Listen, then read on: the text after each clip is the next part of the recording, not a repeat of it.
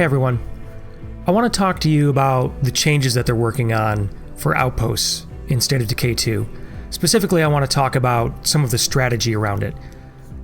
Now, I can't really do that without explaining how they're also changing Plague Hearts, Infestations, and Sieges. So let's get that out of the way.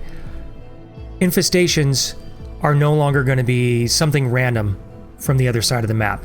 Rather, both infestations and the sieges those infestations can produce are a direct result of you going out and being active in plague territory. Whether it's killing Zeds that are connected to that plague heart or causing a screamer to scream in plague territory.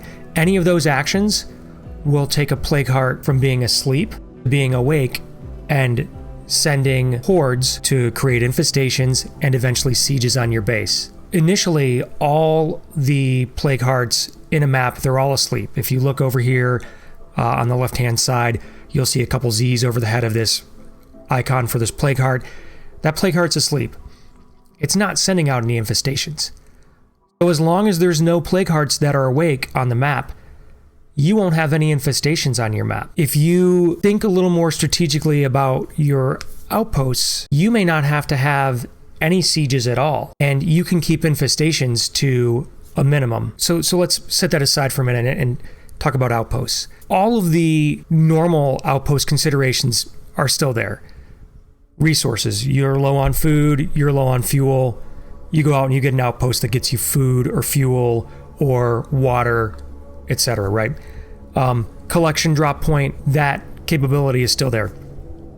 Switching characters who are injured or tired, that's still there. And of course, using it as a safe zone, having an outpost blocks zombie spawns in that outpost area. All those normal considerations are still in existence. Additionally, we have new considerations in the form of the defense actions that they've added to most or all of the outposts. There are 3 new defensive options. One is disruption, that's only on cell towers, and that decreases the rate of growth of infestations. So let's set that aside for now, because I feel like that's a little more situational. Lures in zombies to that outpost that you set lures on. I think, again, that's also pretty situational. So the one that we're really going to focus in on here is going to be traps. Because I think in initial gameplay, while it is pretty resource intensive early on, it is going to be one of the more effective options that you have to really sort of change your early game play. Traps will increase the radius of the safe zone around the outpost that you turn them on for, and they will destroy all of the zombies in that radius. Now, the only zombie it currently does not destroy are armored Zeds, and I'm not sure what the progress is on that. But Plague Jug, dead. Barrels, dead, right? So it creates a literal safe space around your outpost, and it's a big radius. I mean, you look at this military checkpoint I have here, and the radius has been increased by 2/3. This gives us a lot of new considerations, a lot of things to think about in terms of how we're going to use this to deal with the new mechanics. You can use them defensively versus these infestations and sieges that the Plague Hearts are going to be sending out against you. You can use them offensively. You can do, I'm going to use the term loot scraping, to describe it. You can push against plague territory. Additionally, you can draw in plague Zeds for samples, and it can help you with quests. Now, this is conceivably a typical start to Cascade Hills. It's the starter base. I'm playing with the map difficulty set to lethal, so there's 28 to 30 plague hearts that spawn. So your mileage is going to vary based off of the plague hearts. But in this situation, I saw where the plague heart had spawned, this territory in the black circle. I saw that the initial quest givers, the ones who want plague samples, was in that plague territory. But I got lucky because the military checkpoint happened to be just outside of plague territory, so I could claim it. I take that as one of my outposts, activate the traps.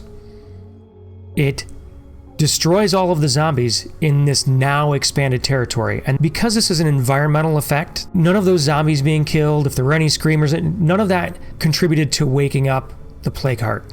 So the Plague Heart is still asleep. But now I have freedom of movement in this plague territory that my outpost is pushing into.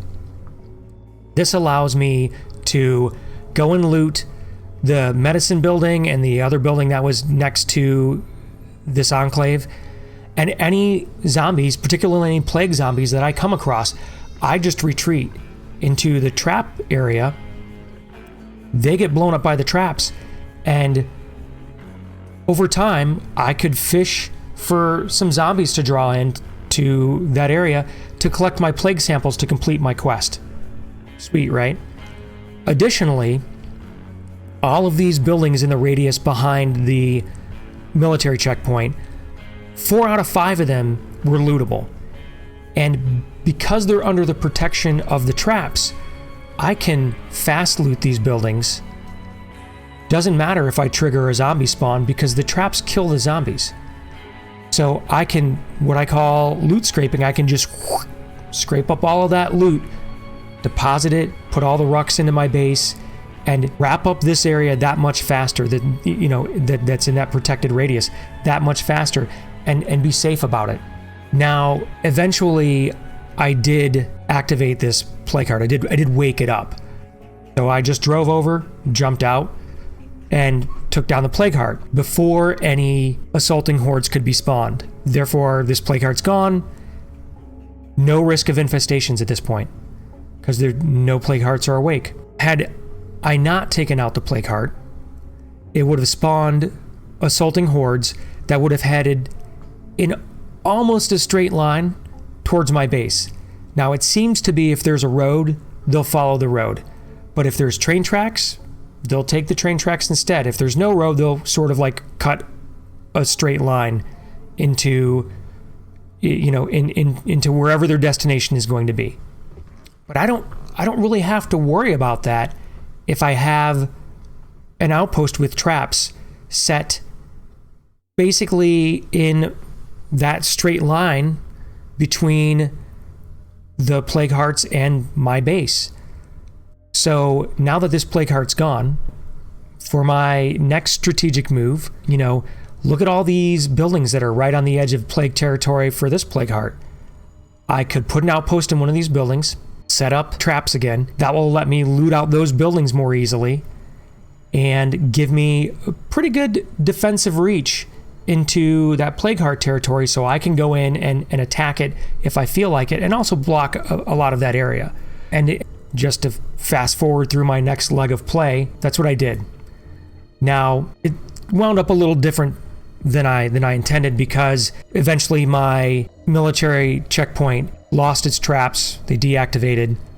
I had inadvertently, on a different mission, I must have passed a screamer and woke up this Plague Heart, because it sent an assaulting horde to the medical building that you see sort of highlighted with the yellow crosshairs on it here. I needed more meds anyway, and so I took this medical checkpoint here, this medical outpost here, activated traps, blocked off the Plague Heart's ability to reinforce the infestation it had started over here. Because infestations don't get bigger on their own anymore.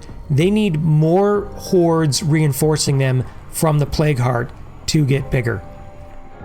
And because I had blocked off the route, they were actually heading down the train tracks. There's a railroad crossing where my mouse cursor is. And they were heading down sort of below everything to reinforce that infestation they had started. But because I had blocked it off with traps, they couldn't get through anymore. Then I took the opportunity when I could to get to that Plague Heart and destroy it. And additionally, when a Plague Heart is destroyed, all of the infestations that it has created slowly wither and disappear on their own.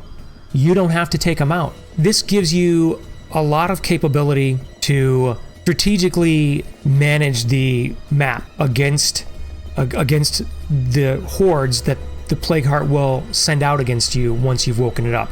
Now, if you're careless, or you don't care about using traps and you want to play the way it used to be, or you want to see how crazy sieges can get, you can ignore all that. Drive around, you know, because if you have a screamer scream in plague territory, if there's overlapping plague territory and one screamer causes another screamer to go off, you could awaken multiple hearts at a time, and then they're all going to be looking to send out assaulting hordes. You can make a mess of it. Or you now have the option to, you know, utilize distraction items more, to play a little bit sneakier, or to use outposts more strategically to block, to protect yourself against the threat that that can be posed against your community. Overall, and kind of to wrap this up, I think this is an enjoyable change compared to the current mechanic. Sure, other changes could happen, and this is in beta, so, you know, things are always subject to change, but I'm enjoying it. I'm enjoying it enough that I made this video because I think it's cool to have these strategic options added to the game. If you can think of any other strategies that you've found, or if you have any questions or suggestions for other videos or criticisms, please feel free to comment. If this video helped you, if you liked it, please, you know, give it a like, maybe subscribe. You'll get notified when I put out more videos or decide to do a live playthrough of my Nightmare Plus. Thanks for watching, and I'll see you again.